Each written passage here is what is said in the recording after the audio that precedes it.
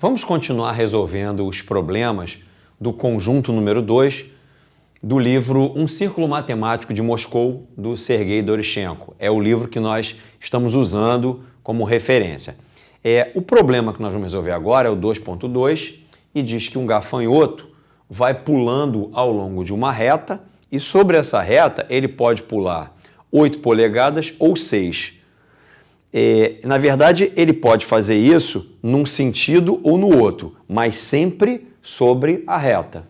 E aí a pergunta é se ele pode, de alguma forma, combinar esses saltos de modo a chegar a atingir um ponto que esteja a 1,5 polegadas do seu ponto de partida, do ponto original.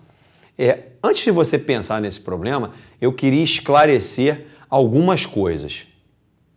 A primeira coisa que eu quero esclarecer é que a ordem em que os saltos serão dados não vai interferir na posição final que o gafanhoto vai atingir. Por exemplo, se ele der um salto de 6 polegadas, um segundo salto de 6 polegadas e mais um salto de 8, ele vai atingir uma posição a 20 polegadas do ponto de partida.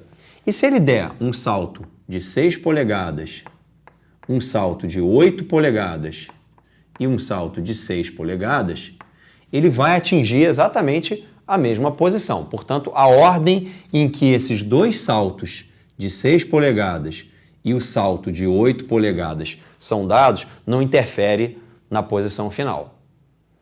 A segunda coisa é que saltos que são dados em sentidos contrários terão seus tamanhos subtraídos. Por exemplo, se o gafanhoto dá um salto de 8 polegadas e depois ele dá um salto de 6 polegadas no sentido contrário, isso faz com que o gafanhoto termine a 2 polegadas do ponto de partida.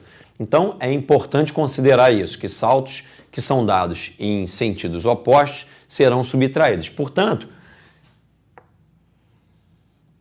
se o gafanhoto dá um salto de 8 polegadas seguido de um salto no mesmo sentido de 6 polegadas e depois ele dá um salto de 8 polegadas no sentido contrário, o salto de 8 para frente é cancelado pelo salto de 8 para trás. Então, o efeito final é que o gafanhoto esteja a 6 polegadas do ponto de partida, ou seja, só sobrou o salto de 6, porque os dois saltos em sentidos opostos se anulam.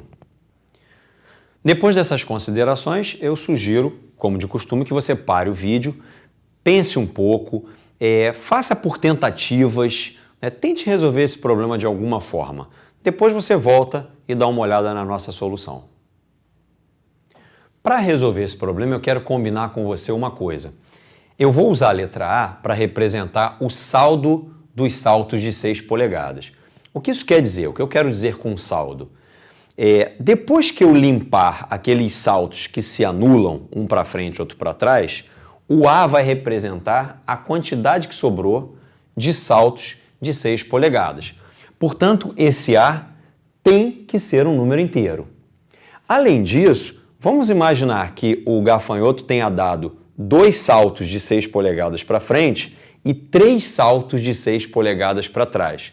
Bom, o saldo de saltos de 6 polegadas nesse caso será menos 1, indicando que o que sobrou, depois que a gente limpou os saltos que se cancelam, o que sobrou foi um salto para trás. Então, o A pode ser um número negativo. E o mesmo eu vou fazer para o B, só que o B vai representar o saldo dos saltos de 8 polegadas.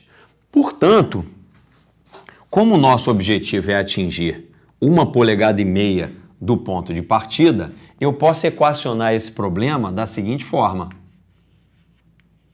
6A mais 8B igual a 1,5. Como A é sempre um número inteiro, ao ser multiplicado por 6, o resultado dessa multiplicação também é um número inteiro.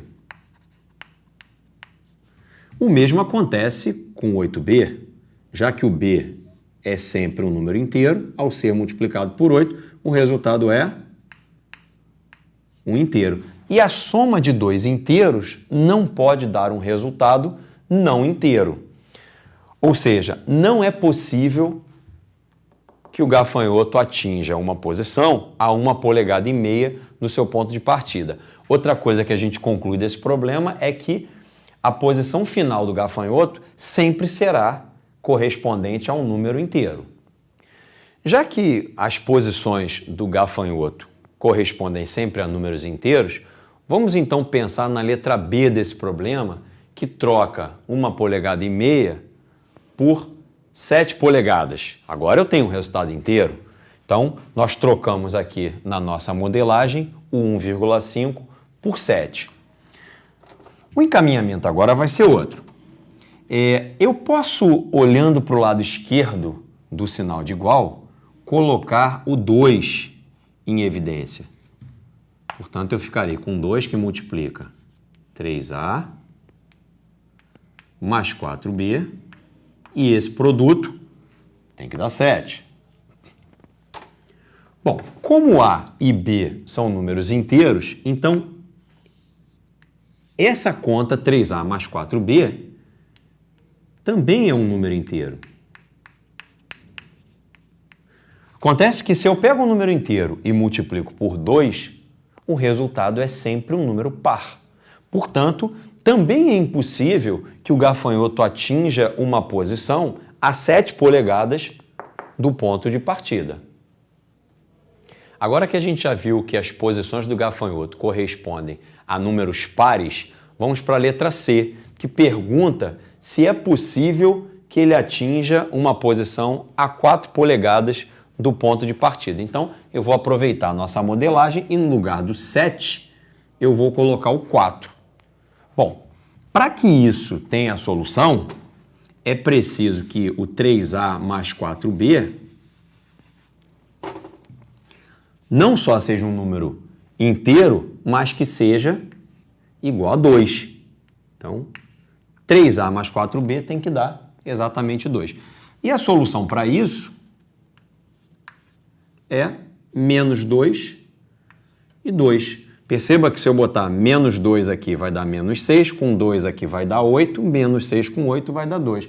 Agora, uma coisa interessante é que essa não é a única solução. Você pode obter 2 aqui fazendo menos 6 para o A e 5 para o B. Observa, botando menos 6 aqui, a gente fica com 18 e aqui 20. Menos 18 com 20 vai dar 2. Outra solução será menos 10 e 8, que vai dar menos 30 aqui, 4 vezes 8, 32.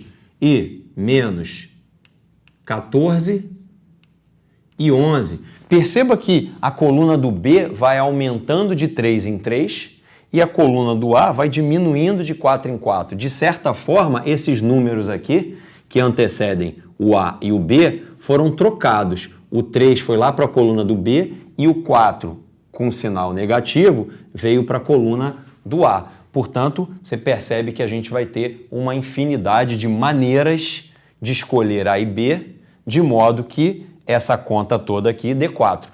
Logo, é possível que o gafanhoto atinja uma posição a 4 polegadas do ponto de partida. Agora que nós já concluímos que as posições do gafanhoto são sempre números pares, eu vou fazer para você uma pergunta que não está no livro. Será que é possível o gafanhoto atingir especificamente uma posição a 2 polegadas do ponto de partida? Bom, como a gente já sabe que qualquer posição do gafanhoto é modelada pela expressão 6A mais 8B, basta igualar isso a 2. E a solução é bastante óbvia. Basta fazer A igual a menos 1 e B igual a 1, que a gente obtém o 2. Uma coisa interessante aqui de se observar é o seguinte: se você consegue atingir a posição 2, você consegue atingir qualquer outra posição par, o que não estava garantido antes, quando nós fizemos para 4. Como é que eu posso atingir qualquer outra posição par? Bom, se eu consigo atingir o 2, se eu quero atingir, por exemplo, o 10, basta repetir o procedimento que eu faço para ir para o 2 5 vezes. Se eu fizer isso, eu vou andando 2, 2, 2, 2 até chegar no 10. Então, qualquer outra posição par pode ser obtida repetindo o processo que foi feito para chegar no 2. Se você deseja se aprofundar um pouco mais nesse assunto, eu sugiro que você visite aqui no próprio portal da matemática o módulo denominado Algoritmo de Euclides, Relação de Bezout e Equações diofantinas. Espero que você tenha gostado do assunto. Até a próxima.